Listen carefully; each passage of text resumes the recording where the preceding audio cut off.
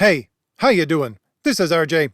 So today I'm going to talk about heroes once again, and I'm going to talk about heroes in a vein that I don't typically spend a whole lot of time talking about on my channel, because coming up in the next week is Veterans Day, and I want to, at the very least, tip my hat to that. Because although this video is going to talk a lot about storytelling and a lot about the audience and their participation within storytelling, I'm going to bring it back, at the very least at the end, to that idea of these kinds of heroes that we remember during Veterans Day. And I want to do this for a very specific reason. My new graphic novel, which is The Valiant Heroes, it has been delayed several times. It should have started already, but it has not. I have set a hard date for November 11th when we are going to launch that book. And by the way, I'm giving you some of the spectacular art from this book in the background. But the thing is that I always plan to launch it on a Friday. It just happened to be this Friday, which is a holiday Friday.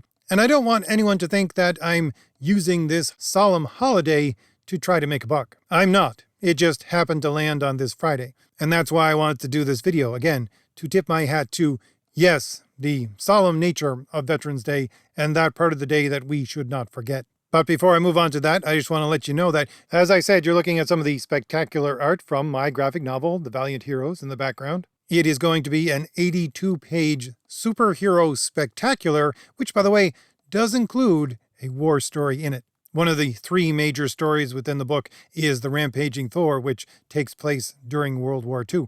And if any of this art looks appealing to you at all, and you want to know more about my graphic novel, you might want to click on the link in the description, which will take you to the early bird sign-up page for my graphic novel. If you leave your email address there, you will be informed when the project goes live, the very hour that it goes live, and you will also get a free exclusive pinup poster if you order something from the campaign. But enough of that. I want to start by talking about comics because I usually talk about comics, and I'm going to draw this back to comics before I move into storytelling at the very least. And I'll have to say that comics have always been in my life. I cannot remember a time when they were not there. My older brother, at the very least one of my older brothers, always had comics, always collected comics.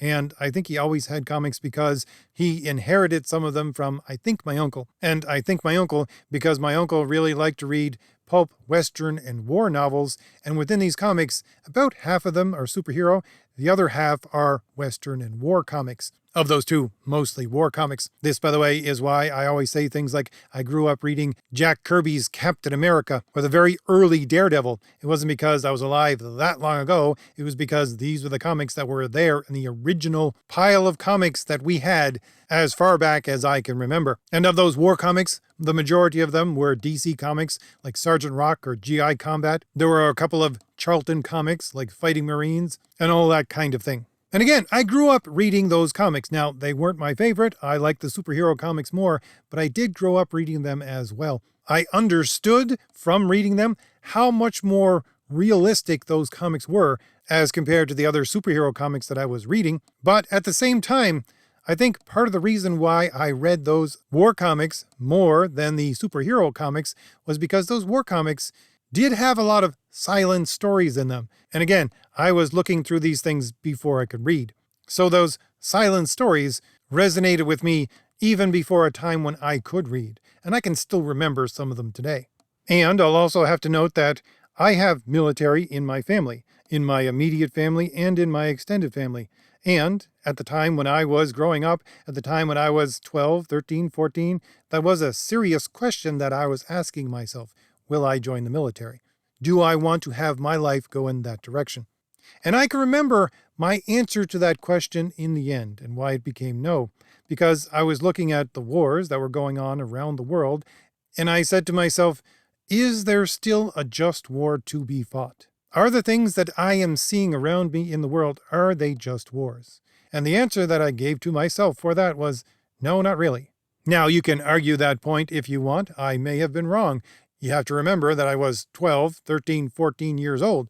But at the same time, that's the time a young man will be asking those questions, because becoming a soldier is a young man's profession. So that respect for the military, that respect for soldiers, that was always there in my life, whether it came from stories, whether it came from my family that was around me, whether it came from how I saw the world and what I was planning to do with my life. So I just want to lay that down as a basis before I move on into something else and then come back to this idea.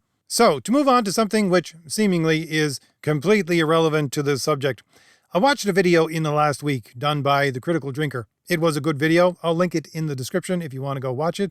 And it talked about the reason why these movie and television companies are not producing good stories anymore. And it came down fundamentally to one thing. It is a statement that they keep on making, saying, we are revamping this for modern audiences. And the drinker argued that, no, you don't need to do that. When you do that, you're just making a bad story. So he took about, 12 to 16 minutes to argue, rhetorically, one specific point. And it's a point that I agree with. And his point was that there is such a thing as a timeless story.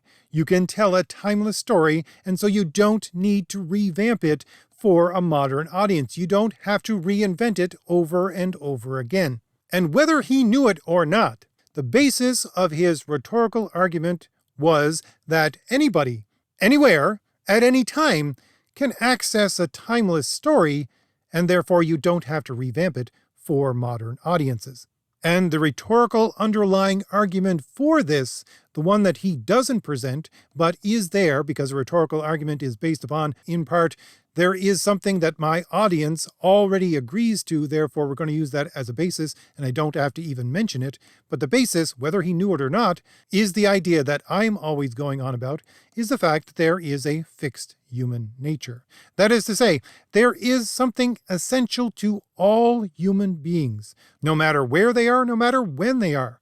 And that essential part of human beings, since it is there for every last human being, no matter where, no matter when, yes, you can have a timeless story that speaks to every last person, and therefore, again, you don't have to constantly revamp stories. And that left me with an interesting question.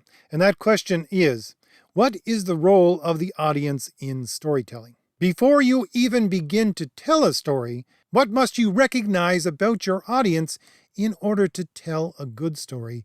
And how is that being defeated right now within these modern, quote-unquote, progressive stories you see coming out of everywhere? Well, I would say that the role of the audience that you need to recognize as a storyteller before you even begin is the exact underlying argument that the drinker was getting at. It's the fact that we all have a fixed human nature, it's all the same, and therefore you have to show respect to that person based, at the very least, upon that essential part of who he is. And tied up in that is a respect for story and what it can do and what it does do in relation to who we are, essentially, as human beings, and respect for that entire process in your work as a storyteller. And to go through all that, as I usually do, I'm going to go back to the ancient way of looking at story and how they defined it, because A, I think this was the most rational explanation on the subject, and B, because it continued in this vein, not because it was a cultural thing, but because it was something that was a part of reality right up until the present day. So if we go back to, let's say, Plato in the 400s BC, we can see just how important storytelling is. I would say that the high point of all of Plato's writings is his book called The Laws. And the high point of that book is the 5th chapter. Really, they call it the 5th book. And this is where he summarizes almost everything he has to say. And he's talking about trying to make the greatest society. And he begins by laying out, first, all of the laws you would need in order to make this great society. He moves on from laws to personal morals and talks about what a man should make a law unto himself. He moves from there to talk about what in that society would be considered praiseworthy or blameworthy.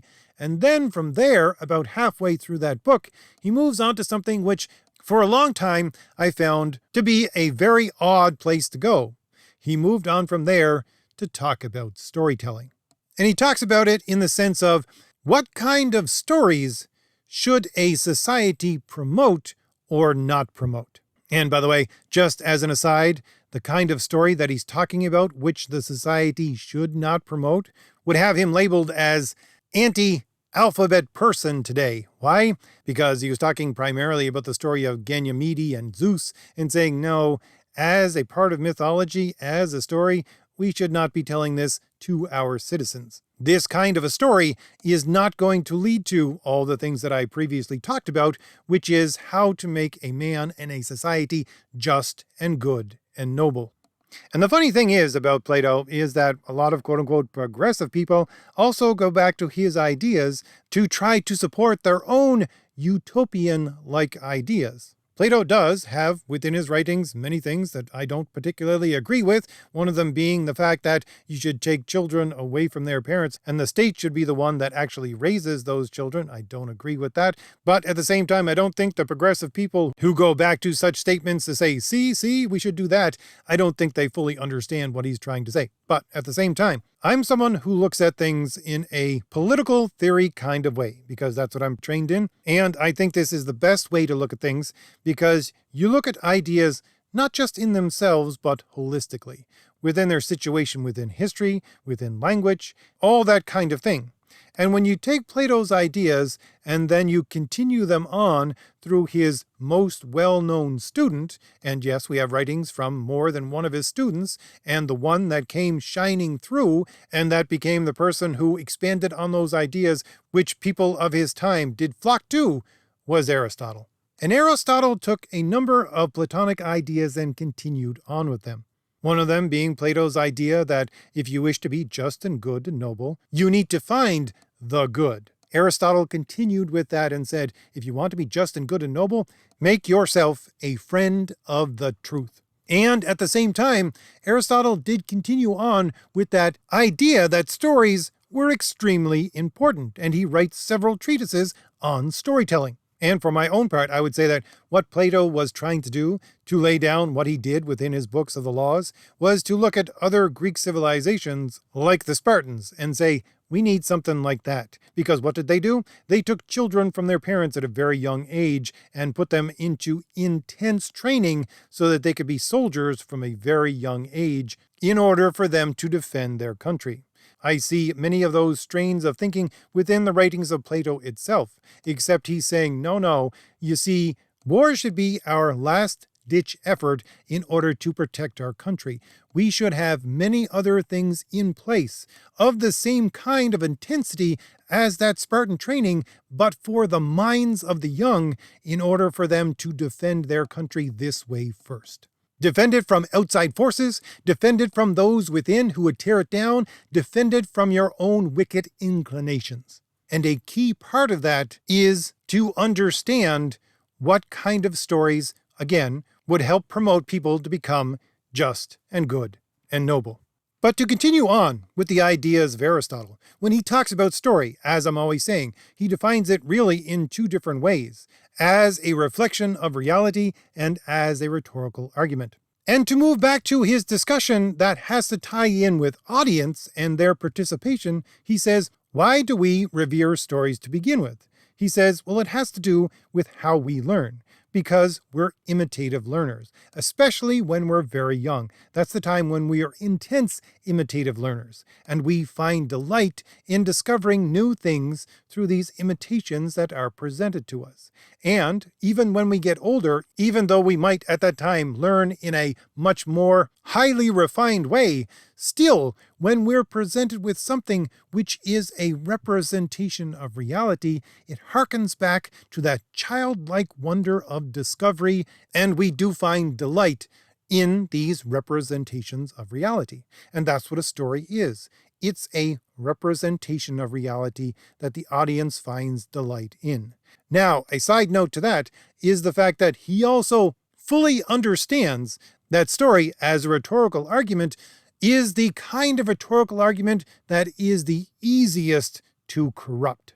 If you focus more on that pleasurable part of the story and less upon its true representation of reality, then it becomes a corrupted thing. And it begins to teach its audiences things which simply are not true, and then, as such, moves them away from becoming just and good and noble. Because, as I said, a story is a representation of reality. Your backdrop for your story is to represent reality. Why? Because we delight in representation, and that brings in the delightful form that is for the story. And then, at the same time, it is a rhetorical argument. And a rhetorical argument, if done properly, again, is a reflection of reality because it uses reality as its basis, because argumentation is based on logic. Logic is based on right reason. Right reason is one's reason in accord with what reality is. And again, if you take all that and do it properly, that thing which is taught through that delight and through that representation of reality, once again, is how a person becomes just and good and noble. And very briefly, because someone always brings this up in the comment, they say, how is this a representation of reality? Well, very simply, as an artist, what you do is you take an idea and you understand the reality around you so well that you're able to take that idea and to put it into external matter so that it exists in external matter. And the only way you can do that, again, to bring it into reality is to understand the rules of reality. And so let's say for the ancient Greeks, they originally took stories that were historical stories, that they didn't have every detail written down for them. You had a general outline of what happened. And so if you want to write a story about this historical event, you know the general outline, you know where and when it was, you know who was there, you know the major events. And so you take those major events and you go, how do I connect major event A with major event B by telling a story? What would happen if I take the rules of reality and say I want to move from A to B? What would be the story between those 2 points? What would have to happen in reality for them to go from this point to that point? And so in thinking about those things and understanding how reality works and understanding certainly how human beings react and are affected by reality, you would say, well, this person did this and that person said that. And it is that understanding of reality and then representation of that reality that consists in the storytelling. And the same thing exists today, even though we usually have made up characters. You take a character sheet basically and say, this is my character, these are all his characteristics, this is who he is before you begin. And then you write the story saying, these events are going to happen, how do I get him from A to B to C, according to who he is and how that is a reflection of reality. Trust me, in working with editors, this is something that comes up over and over again. When I was writing my novel, again, which I still hope to publish, my editor would come to me and say, I know this character up until this point. I understand from all that you have laid down unto this point what kind of person they are and how they would react. And this choice right here does not make any sense according to who they are. Therefore, rewrite this section. Again, it's all a representation of reality, using that as a backdrop. And under this larger theme of a representation of reality, what does Aristotle say you need to do with your characters in order to make a good story? Well, he breaks characters down into 3 different categories. He says there is the everyman, there is the villain, who is someone who is not as good, just and noble, that is to say, who is not as virtuous as the common man, and you have your hero, who is someone who is more just, good, and noble, who is more virtuous than your normal everyday person. And that is key, because a hero is more virtuous than your everyday person. What is virtue? Well, virtue is a habit that gives you access to the power in order to accomplish your ends as a human being. Now, what does that mean?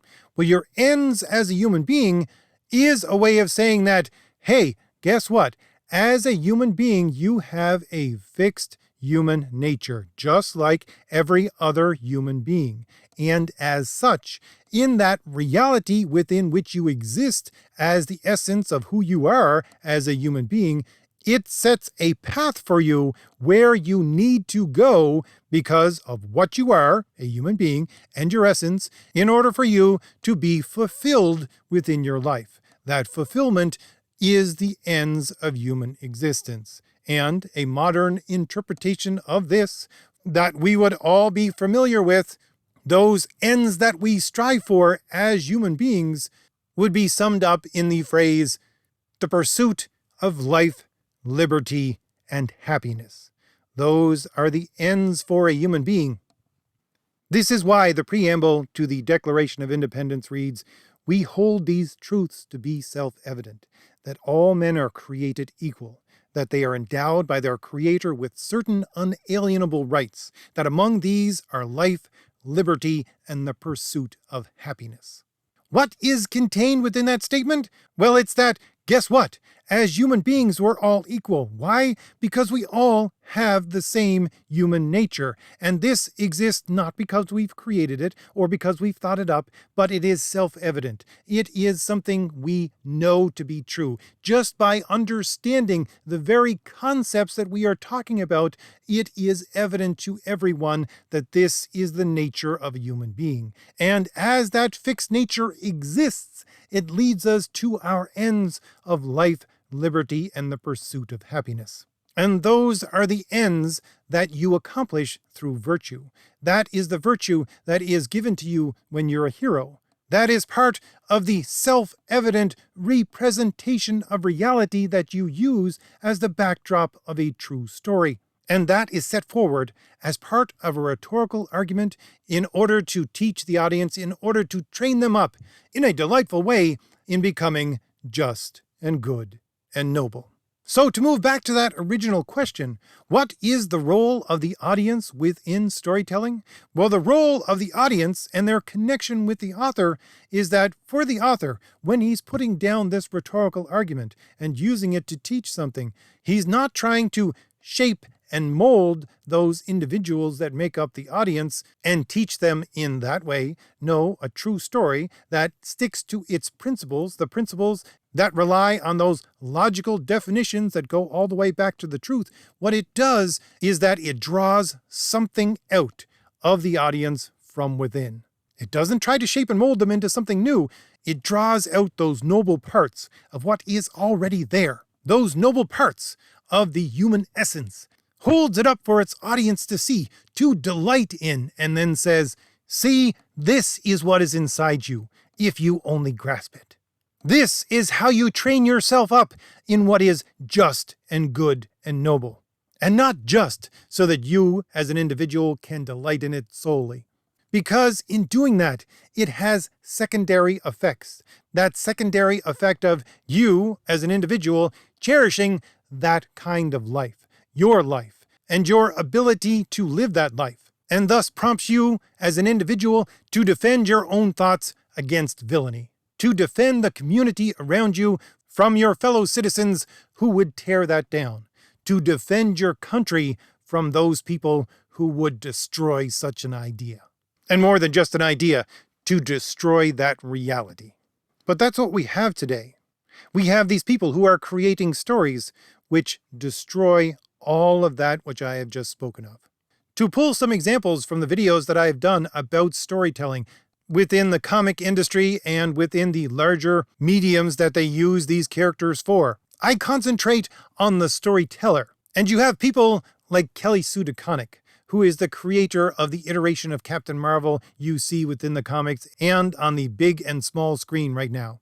Why does she think storytelling is important? Well, within her TED Talk, she talks about it being important because, and she gives an example of how cartoons and comic strips were used as propaganda in order to begin a soft invasion within some of the conflicts that America was in over the last few decades. You have Willow Wilson, the co-creator of Miss Marvel, which you see on the small screen right now, talking about the fact in that New York Times article that I covered that the reason she stated she became an author was to change the world. And change the world how? By presenting a specific political take on everything. And she goes into that because that interview was in 2018. And she was talking about how she had to change I want to change the world into I'm going to fight against the administration of Donald Trump. That became the center focus of what she was doing when she was telling the story. So her way to change the world was simply political. I can go back to that interview that I covered with Mariko Tamaki. She's a writer who wrote an abysmal run on She-Hulk. And that run on She-Hulk, I think, informed to a great degree that presentation of She-Hulk that you just saw in that series. And in that interview, what does she talk about? She talks about people being essentially nothing. That you are nothing as a human being. All you do is mimic things you see around you, and all you're made up of is this mimicry. She doesn't believe there's any essence there at all.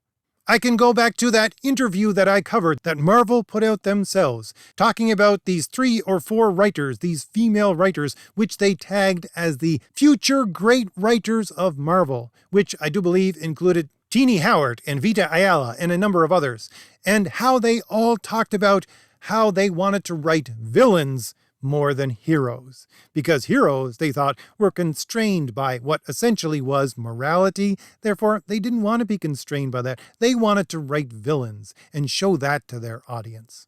By the way, I'll try to link all of these videos that I'm referencing in the description of this video if you want to go back and watch those. But my all-time favorite of these examples was when Sana Amanat, the other co-creator of Ms. Marvel and vice president of Marvel Content and Character Development, specifically went on to say that audiences might think they want those old stories, but they really don't. All of these examples which I have just given you have something in common. And that something in common is that these people are not trying to draw out from their audience what is already there and show it to them so that they can be inspired. They are trying to use story as a rhetorical argument, as a tool to educate their audience by shaping and molding them into something other than what they are. Which is why I'm always going on about the ideological underpinnings of their writing. Why? Because the ideological underpinnings destroy the idea that there is any kind of fixed human nature at all. They dismiss that idea. And if they refer to something that they state to be true, it's only true because they say so, because the quote-unquote progressive authorities say so, not because it is an objective truth within reality, but because it has been set up by a human authority. And you see, with this kind of storytelling, just why Plato would place storytelling so high among the important things to discuss when having a good and noble society. Because these people, with their destructive forms of storytelling, with concentrations on the pleasurable, with a dismissal of an idea that there is a fixed human nature, with their pushing of, we need to revamp this story for modern audiences, all of that is to chip away slowly and surely at not just the nobility of our society, but of the ability of each individual to defend themselves with those noble ideas. Because, as I said, the way that I read Plato is he's looking at something like the Spartans and saying you need to train up the young in order for them to be soldiers, in order for them to protect their country. But Plato would say, no, that's the last-ditch effort for us to use. First, we must train up our young in order for them to be just and good and noble, moral in mind and spirit, in order for them to make that defense first and foremost through their words, through their thoughts, through their actions. Not actions on a battlefield, but everyday actions. That's our first line of defense. And if that first line of defense falls, then yeah, we might have to resort to the other. But here's the point. These quote-unquote progressive people have been working for so long to destroy that first line of defense. And it is no wonder that after decades of them doing so, we are now on the cusp of a possible drawn-out land war within the continent of Europe. Because that worked out so well for us the last 2 times we tried it. And as a student of history, I can see what we have around us here today is extremely similar culturally to the lead up to both of those conflicts. It is because we, as individuals, whether we know it or not, whether we participated in it or not, whether we willfully did it or were tricked into doing it, we have abandoned our duty to protect our own thoughts, to protect our neighbor, to protect our country against these kinds of threats which are ultimately untruths. We have given up our duty to be just and good and noble. We have abandoned virtue for vice. But nonetheless, that human nature exists, whether we want to acknowledge it or not, whether we want to take the time to defend it or not. And since we have abandoned our duty as individuals that make up our societies, it has gotten to the point where once again we might have to resort to that last line of defense. That last line of defense being the young men who say, yeah, I'm willing to lay down my life because someone needs to defend these ideas. Someone needs to defend this reality. It is true and self-evident that all men are created equal, that we are endowed by our Creator with unalienable rights, and among these are life, liberty, and the pursuit of happiness. The young men who have, and do, and will say, I, like so many before me, am willing to lay down my life because I know those words to be true.